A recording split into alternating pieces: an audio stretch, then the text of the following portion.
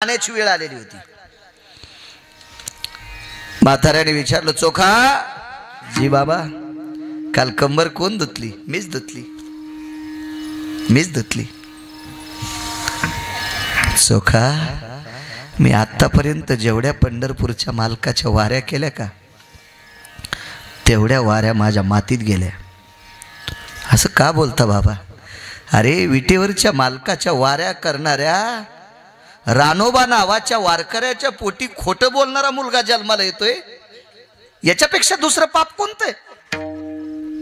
बाबा मी काय खोटं बोलतोय? अरे तू माझी कंबर धुतली नाहीस।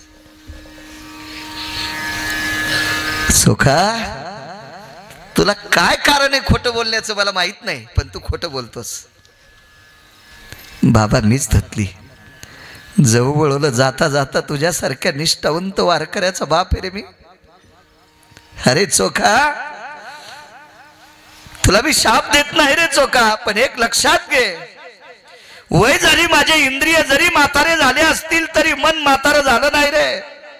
माझं अंतकरण म्हातारं नाही, माझा विवेक म्हातारा नाही, माझी बुद्धी म्हातारी नाही।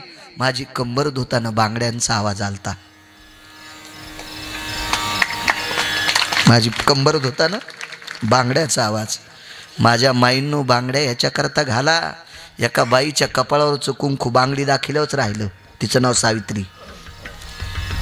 एका बाईच्या नवऱ्याला मारण्याचा पण केला एका म्हाताऱ्यानं। ते म्हातारं गुरुजी मंदिरात गुटके खाऊन थुकणार नव्हतं, पत्ते खेळणार। ते म्हातारं पितामह भीष्माचार्य होतं। निष्पांडवी पृथ्वी करीन। भगवंतानं सांगितलं, ताई उद्या बुक्का लागतो बाई, चाल म्हणली माझ्या संग। आणि म्हातारे सकाळी पूजा चालू शिबिरात, आणि पाया पडली, हातून आशीर्वाद दिला, अखंड सौभाग्य होती भाऊ, या जन्मातला का पुढच्या? द्रौपदीने विचारलं, या जन्मातला का पुढच्या? आतून म्हाताऱ्याने विचारलं, सोबत कोण आहे? त्यांनी सांगितलं, जोडा सांभाळणार आहे। कपाळाचा मालक सांभाळणारा कृष्ण सोबत होता। अखंड सौभाग्य होती। आशीर्वाद कसा प्राप्त झाला? पाय पडताना बांगड्याचा आवाज आलता। इतकं बांगड्याचे असे 24 प्रकरण आहेत, 2 बस झाले आणि तिसरं हे ऐका। सगळ्या गोळ्या घेतल्यावर रिॲक्शन येतं ना डॉक्टर, माझ्यावर जास्त लक्ष असतं महाराज। महाराज 2019 4 फेब्रुवारीचा दिवस अत्यंत घातक होता। 4.5 तासानं जिवंत घोषित डॉक्टरनं सांगावं, आणि त्या अवस्थेत माझ्या तोंडातून वाक्य पडलं, मला जालना हॉस्पिटलला न्या। सकाळी 4:45 माझ्यासाठी डॉक्टर हुशे साहेब उभे होते।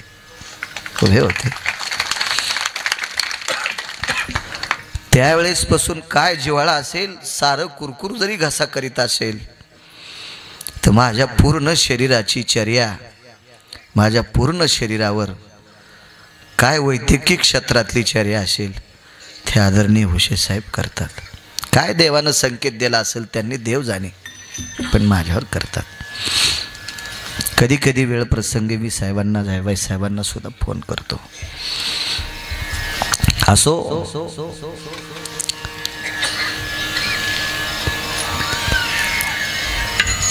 चोखा, माझी कंबर धुताना बांगड्यांचा आवाज आला। एक सांगू का रे बाळा?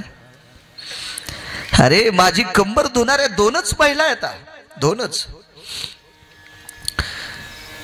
जिनं तुला 9 महिने 9 दिवस पोटात ठेवलं, ती तुझी आई, माझी पत्नी, ती माझी कंबर धुवू शकती, ती जात राहिली। आणि दुसरी तुझी बहीण, माझी मुलगी, ती बुलढाणा जिल्ह्यात आहे, आपण सोलापूर जिल्ह्यात आहेत, कशी येईल रे तिथून?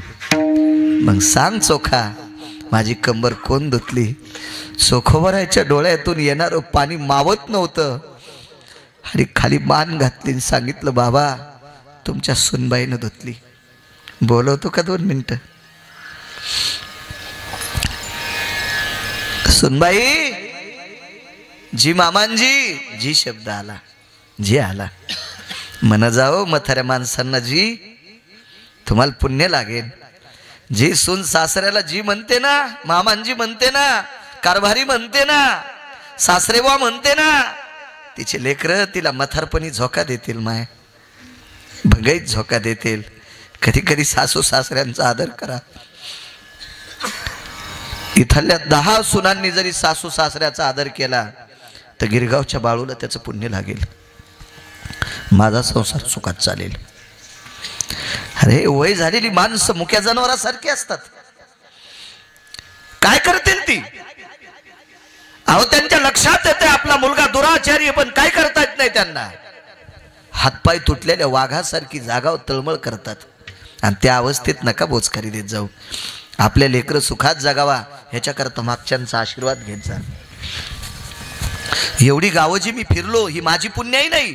माझ्या घरात एखादी अशी आदर्श संपन्न म्हातारी असेल, तिने एखाद्या वारकऱ्याला अर्धी भाकरी दिली असेल म्हणून मी तुमच्या पुढे बोलतोय. माझं पुण्य नाही, ते पुण्य आहे. अभ्यास करणारे लय लोळायलेत नदीला. कुंटाला ना अभ्यास करणारे लोळायलेत. ताकद त्यांची पूर्वजांची. जवळ बोलवलं, मला उठव रे, आणि पाठीमागे सरकून बसले आणि सुनाला पायथ्याला बसवायला लावलं. बसत नव्हती. कशी बसन सासऱ्याच्या पायथ्याला. आवाज दिला, सोयरा. मी म्हणतोय बसा. बसल्या आणि हातात हात घेतला.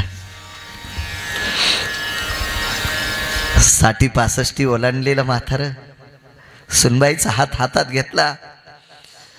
त्याच्या अंतकरणावरला अंगावरचा एक एक रोम रडत होता त्या म्हाताऱ्याच्या. बाई, या विश्वाच्या पाठीवर पृथ्वीवर जितके देश असतील त्या देशातला एकटा बी नशिबवान असेल की त्या सासऱ्याची कंबर सुनानं धुतली. त्या सासऱ्याची कंबर सुनानं धुतली. हात हातात होता आणि आकाशाकडे बघितलं आणि पंढरपुरातल्या मालकाला हाक मारली, देवा मी निष्ठेनं इमानदारीनं तुझ्या वाऱ्या केल्या असतील तर एकच मागतो, आतापर्यंत लोकांचे सरपण फोडून, रस्ते झाडून, नाल्या उपसून, मेलेली जनावर बाहेर टाकून याच्यावर भाकरी खाल्ल्यात रे. आतापर्यंत फुकट कोणाचं काही खाल्लं नाही, तुला पण आतापर्यंत काही मागितलं नाही, पण आज एक मागतोय. अरे देवा, तुझं भजन करणाऱ्या वारकरी सासऱ्याची कंबर ज्या सुनानं धुतली, तिच्यावर जर कधी प्रसंग आला तर तुझ्या पवित्र हातानं तिची पण घाण धुई. आशीर्वाद दिला, सासरा मृत्यू पावला. म्हणून या सासऱ्याच्या आशीर्वादाच्या बळावर 27 दिवस विटेवरच्या मालकानं तिच्या घरची सेवा केली. करी सेवा निज प्रीती विठोबा रखुमाई.